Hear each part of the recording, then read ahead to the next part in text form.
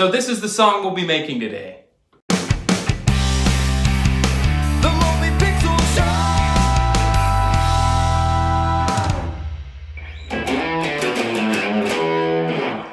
Hey folks, Nick Culbertson here, and today I'm going to show you how to get a full sounding band song in GarageBand. We're going to use, the drums are going to be the smart drums, the bass is going to be a Midi bass, guitar we're going to use the real guitar, and this mouth to try and get some vocals on there. I haven't heard it yet, I haven't made it yet. You're almost like a person from the future who's already heard this thing. How'd I do? One of those notes is really high, that last one, Moby Pixel Show!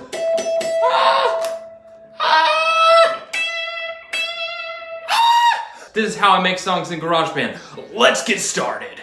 All right, here we are on our Mac. You have to be on a Mac to use GarageBand.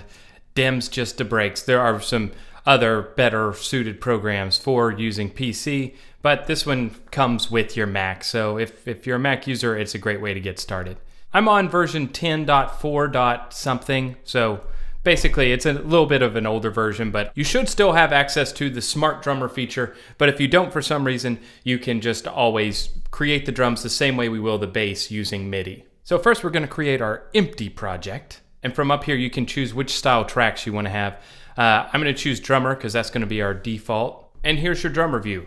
Over here, you have a few different drummers you can choose from. Usually there's more than that. How do we get to more drummers? Okay, so if you click back, then you have all these different drummers for each of the genres. Since we're doing a rock song, we're going to choose a rock drummer. All right, and let's just hear how these sound.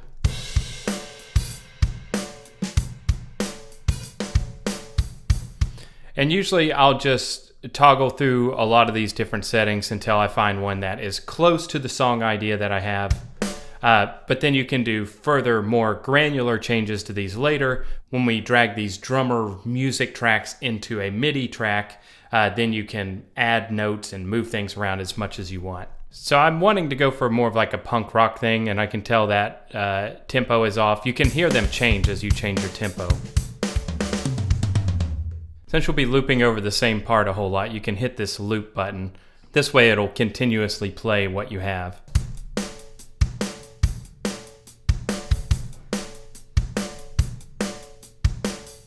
Way to play it, Jesse.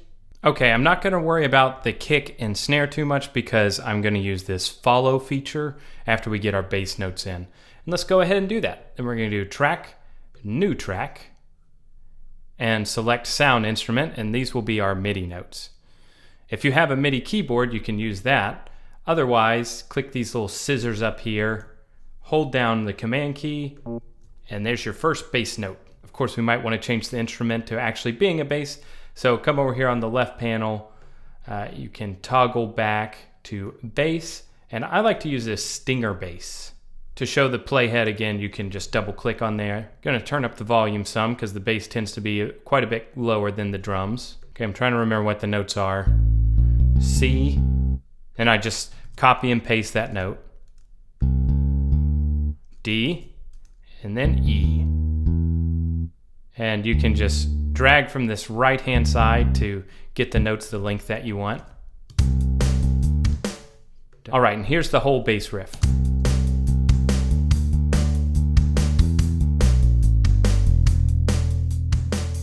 All right, and the drums will end right there with the final note.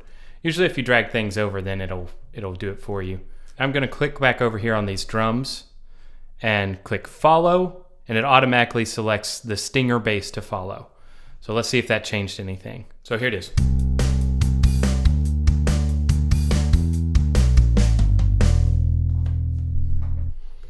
Mwah. So the next thing I'm going to do is I'm going to create a new track, and this is going to be where our actual drum tracks are going to live. So another software instrument track. Click on drum kits, and I'm going to select East Bay. For some reason, this has been the kit I've always liked going to. And some of the things I like doing right off the bat is moving the room sound up to about 50% and increasing the compression up to about 50%. Then you can just copy that drum track and paste it into the MIDI. And now you have all those notes are here in MIDI, which will be much easier for you to nudge around and move however you like. And here's what we have. It's kind of like that Dave Grohl Nirvana thing.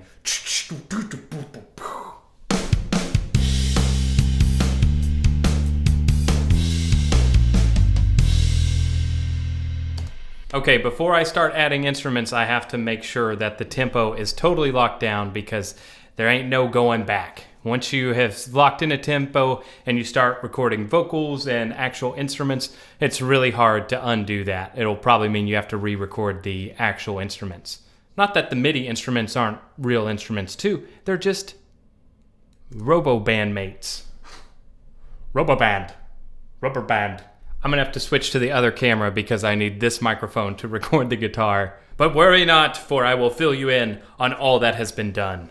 We can go ahead and get rid of Jesse up here. You've done a good job, Jesse. You've done a real good job. And here's the microphone setup I'm using for the guitar. I have this Rhodes mic that's just draped right over my amp.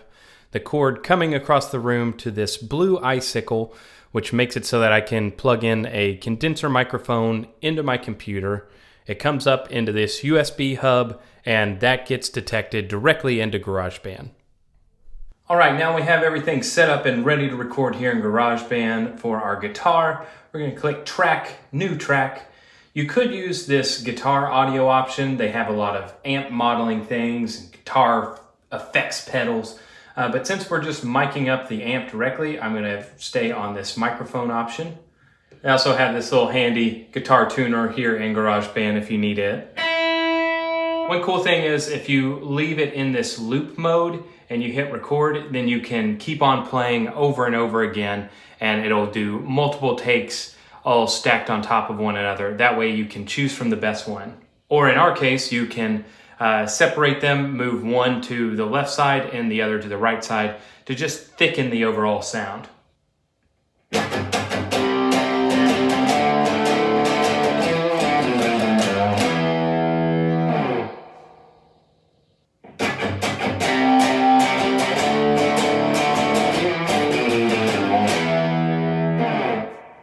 All right, now jumping back over to GarageBand, now that we have our guitar part recorded, we want to click on that track and try and find some good sounds for it. So I'm gonna click on this electric guitar and go all the way, navigate to Amazing Tweed, and then I'll double click on the track to show this bottom part again. Click on this little dial, and I want to come here to its plugins and turn off pedal board and amp design.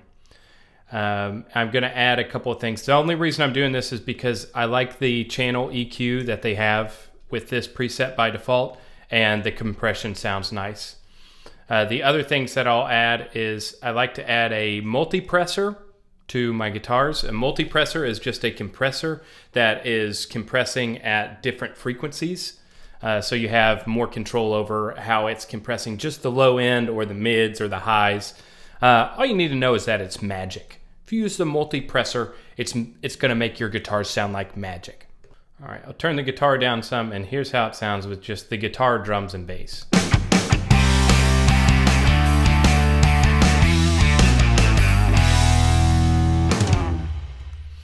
But we want to thicken that out some, so what I'm going to do is go up to Track, make a new track with duplicate settings. Then I will copy and paste this same guitar part, but I'll choose a different take. Now I'm going to pan the first take all the way to the left and the second take all the way to the right. And here's what we have.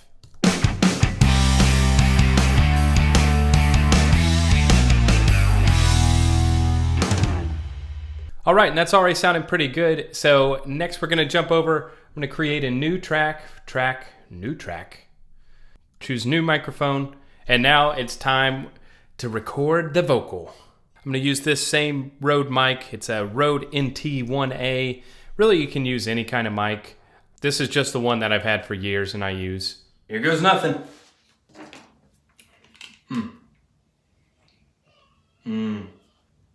Wish me luck, babies. The Moby Pixel Show! The Moby Pixel Show! Woo! Just need a little water. The Moby Pixel Show!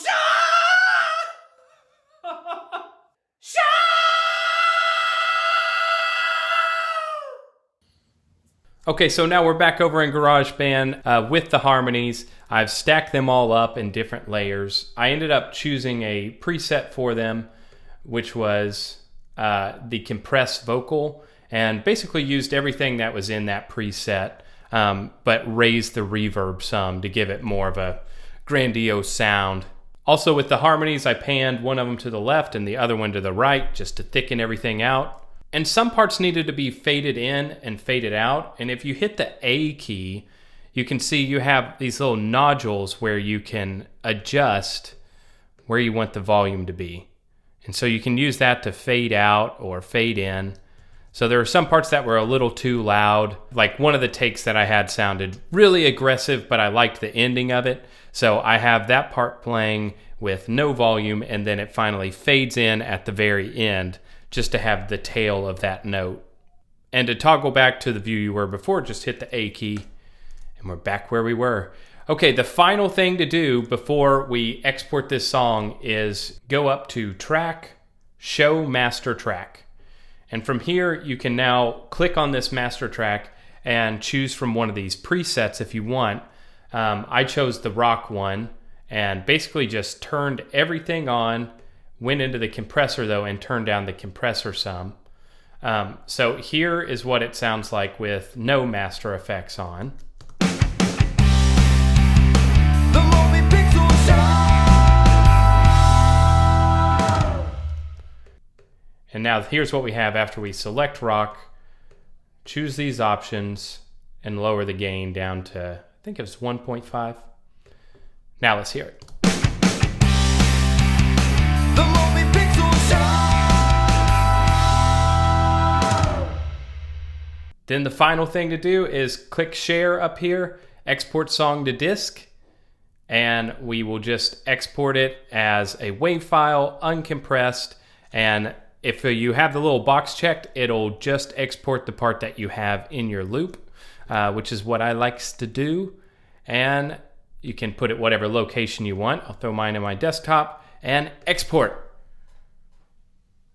Bada bing! And we're done. You have just exported your full band rock song from GarageBand. You did so well. You did a good job. Just like Jesse did before, you did an equally good job. And I'm proud of you. If you have any questions over any of the stuff I covered, let me know in the comments. Back over to you, Nick. Hey, thanks so much for watching the video. Be sure to like and subscribe. Let me know in the comments if this was helpful. Thanks for watching, and I'll see you rock and rollers later.